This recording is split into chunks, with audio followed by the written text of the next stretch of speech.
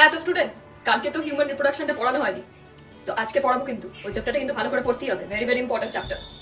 Sir জানতাম আমি আপনি এই চ্যাপ্টারটা মিস করবেন না। আরে তোদেরকে তো জীবনে মানুষও করতে হবে, এই চ্যাপ্টারটা না পড়লে জীবনে মানুষ হবে কি করে? আরে স্নেহা, তুমি আজকেও পিছনে বসেছো? তোমাকে বলেছি না আমার ক্লাসে সবসময় সামনে এসে বসবে? শোনো শোনো, এদিকে এসো।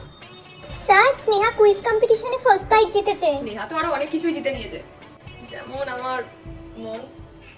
মানে ও তো ব্রাইট স্টুডেন্ট দেখলেই আমার মন গলে যায়। তো স্নেহা, তোমার মধ্যে কিন্তু ভালো পটেনশিয়াল আছে, শুধু একটুখানি ঘষে মেজে নিলেই ব্যাপারটা হয়ে যাবে। তুমি কিন্তু খুবই ব্রাইট স্টুডেন্ট, শুধু তুমি আমার কথা শোনো না কেন কে জানে। তোমাকে বলেছি না যে তুমি আমার কাছে প্রাইভেট টিউশনে ভর্তি হয়ে যাও।